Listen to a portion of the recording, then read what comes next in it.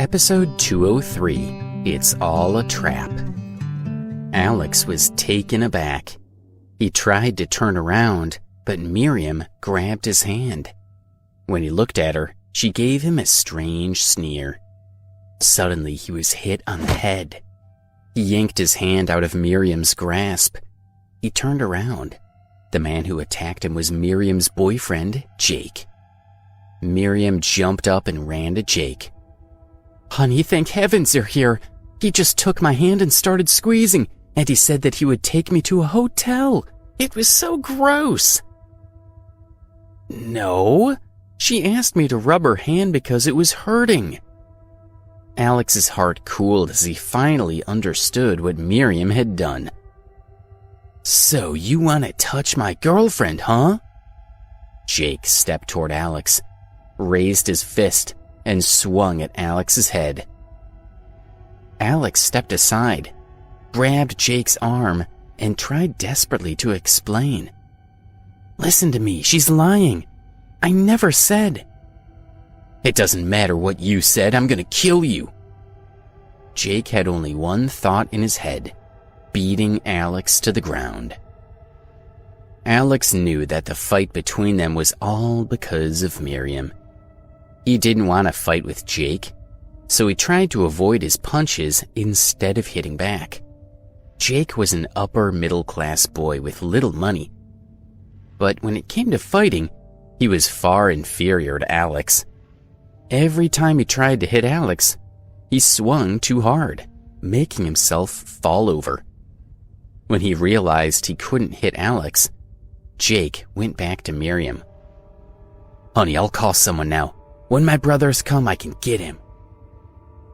Jake took out his cell phone and started to make the call. However, trouble was brewing in front of him. Before anyone could respond on the other end, he was slapped in the face. It was Miriam who hit him. She was grabbing his arm and looking at him with scorn. Jake covered his face, looked at her in surprise, and said, "Baby, cut it out." Then he went back to focusing on his phone. But before he could say anything else, Miriam slapped him again. "You punk! You can't even beat Alex, a little loser," she said coldly. "Do you know why I hit you? Because you don't deserve to call me baby. From now on, I want nothing to do with you." Jake was now even more confused. He suppressed his anger. "You're breaking up with me? Why?" "Why? Jake, the whole time we've been dating, you've treated me like a total joke. I know you're fooling around with my classmates behind my back. Once at a dinner, I saw you touching feet with one of them under the table. Did you think I wouldn't notice? I hate scums like you." Jake had thought that Miriam was just annoyed that he had not managed to beat up Alex. Now he realized that she knew about everything he had done. "You've been happy to go along with it as long as I was buying you fancy stuff," he sneered. "You ignored it because it benefited you. I've been with you for over a year. I've seen what kind of woman you are." "Shut up. You think you have money? Do you have any idea how ridiculous you sound? Your family just has a small company with a 6-figure income. You're nothing in this town. You have the gall to say that you can take care of me? You should be embarrassed," Miriam rebutted. "That's enough. I'll shut your mouth for you." Jake was furious and raised his hand to slap her. Before he had time to do it, he was kicked in the chest. He lost his breath and fell backward into a group of tables and chairs. "You lowlife! Who said you could hit her?" a man's voice said. Jake covered his chest and looked up. He was surprised. The man who kicked him was Daryl Brennan. "I'm just a half-rich kid in Washington," Jake thought. "Compared to Daryl, that's nothing." Daryl walked up to Miriam and wrapped his arms around her slender waist. He glanced over to Alex.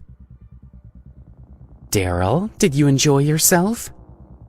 Miriam wrapped herself around Daryl. She looked over at Alex again and sneered. "Jake is so stupid he can't even beat Alex.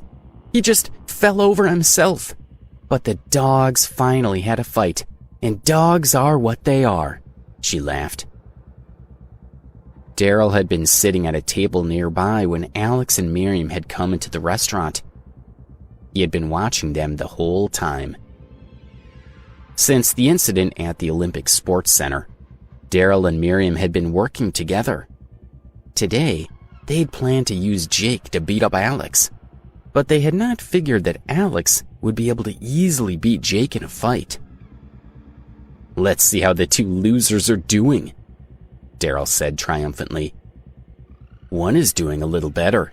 He's still standing, while the other lies on the ground like garbage. And the woman they're fighting over is with me. How sad for you two." While most of the onlookers didn't know Alex or Jake, most of them knew Daryl and started heaping flattery on him. "Those two are brainless. How shameful," said one person. "Two guys have a huge fight and Daryl wins the girl. Idiots," said another. "Well, you don't get the girl if you're too busy fighting," said a third. "Come on, honey. Maybe these two still think they can have you. Let's show them that it's pointless." Daryl pouted his lips, and Miriam obediently kissed him. "I love it. These two will never get to have what I have," Daryl said with a triumphant smile. He hooked an arm around her waist and was about to push his hand lower, but she stopped him with a sheepish smile.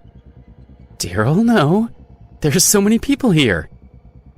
"All right, then let's go to a hotel and have a good time," Daryl said and laughed. They left the restaurant together. Alex noticed that Miriam was still holding his backpack, and he called out in a hurry, "Stop! Give me back my backpack." Miriam remembered that she still had the backpack. She sneered at Alex. "You loser! What's the fuss about a broken backpack? You want it back that badly? Too bad! Let's go, Daryl." She pulled Daryl out of the restaurant, and they got into his car. Alex rushed out of the restaurant door just in time to see them driving away. Staring at Daryl's taillights, Alex grew angry. He was angry at Miriam's plan to frame him, but also angry at himself. How could I have believed her lies? He thought. It seems I'm not done being cheated by women. Karen, Zara, Melissa. Why do I keep forgetting the way things are? Then he realized that Debbie's diary had fallen into Miriam's hands, and he felt a pain in his chest. Daryl drove Miriam to a hotel. They spent over an hour in the giant bed in their room, and afterward they lay there exhausted. Daryl's WhatsApp alert rang out. In the group named Washington Elite, the group leader had written, "I came back yesterday." The leader of the group was David Drake, head of the wealthiest family in Washington, D.C. As soon as David spoke, the quiet group immediately became active. "David, you've come back. Why didn't you say in advance? We're coming to pick you up together," beeped a text. "David, I missed you so much," said another. "David is getting married to the second daughter of the Marvel family," beeped in another text. "David, where are you now? I'll find you." The messages kept on flooding the WhatsApp group. The members of this group called themselves the next generation of wealthy Washingtonians, and they were all from the city's wealthiest families. David wrote again, "I'll invite you to have dinner at the Continental Hotel tonight. Please come." the phone started buzzing with responses. Then, David sent out a picture of Leona with another message. "How is the eldest Marvel girl doing?" Next, people started spamming messages, writing things like, "Leona is as beautiful as a fairy," "The first beauty of Washington," "Like a fairy," and so on. Daryl perked up. Why would David send a picture of Leona? Has he even met her? Daryl's heart stirred with the memory of their first meeting and how desperately he had wanted to make her his own. Could David have fallen in love with her? He thought. "Daryl, what are you thinking?" Miriam asked and touched his arm. He didn't answer. Then she saw that Alex's backpack was still on the bed. She wanted to throw it away, but when she picked it up, a notebook fell onto the floor. "What's this?" She picked up the notebook and opened it. There was a name written on the front page. Debbie Stonehill. She flipped through a few pages. Seeing that it was a diary, she was amused. "Daryl, Alex has been stealing other people's diaries." "Give me that." Daryl had heard Miriam murmuring Debbie. He remembered that Alex had called Leona by that name, so he became very interested. After grabbing the diary, he looked through the pages. When he came upon a certain page, he read it thoroughly, thought for a moment, and then grinned. "Daryl, have you seen anything interesting?" Miriam asked. "No, I just think David would be very happy to see this notebook." "Isn't David the wealthiest guy in town?" Miriam asked. "Why would he be happy to read some diary?" At 8 p.m., in room V001 of the Continental Hotel, young members of DC's wealthiest families gathered, including Daryl and Colin. In the middle, in the center of it all, sat David. A young man stood up with a glass of wine and made a proclamation. "A toast! We're all here to celebrate David's return to the United States. Welcome back!" Everyone stood up and raised their glasses to David. David poured some wine into his glass, but he did not stand up. He just raised his glass and motioned to the others. "Thank you, I'll have mine first," he said. Then he sipped gently. The rest of them all drank and then sat down. "Now, who can tell me what's going on with that girl Leona?" David asked and looked around the room. Everyone looked at each other. Nobody understood why David had suddenly asked this question. Jason Morley looked at David and opened his mouth to speak.